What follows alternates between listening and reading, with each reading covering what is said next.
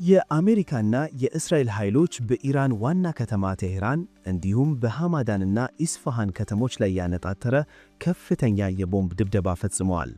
ጥቃቱ በኢራን ወታደራዊ መሠረተ ልማቶች ላይ ያተኮረ መሆኑ ተገልጿል። እስራኤል በደቡብ ሊባኖስ ላይ አዲስ ጥቃት የጀመረች ሲሆን የታንክና የእግረኛ ጦሯን በድንበር ላይ ያስጠጋች ትገኛለች። በሊባኖስ እስካሁን የሞቱት ሰዎች ቁጥር 850 መድረሱ ተዘግቧል። በዱባይ ዓለም አቀፍ አውሮፕላን ማረፊያ አቅራቢያ በሚገኝ የነዳጅ ማከማቻ ታንከር ላይ በደረሰ የድሮን ጥቃት ተከትሎ ለተጓዦች ደህንነት ሲባል ሁሉንም በረራዎች ለጊዜው አቋርጠዋል። ፕሬዝዳንት ትራምፕ የሆርሙዝ ሰርጥን በኃይል ለማስከፈት የኔቶ አጋሮችና ቻይና የጋራ ጥምረት እንዲፈጠሩ ግፊት እያደረጉ ነው። ትብብር በማያደርጉ አገራት ላይም ማስጠንቀቂያ ሰጥተዋል።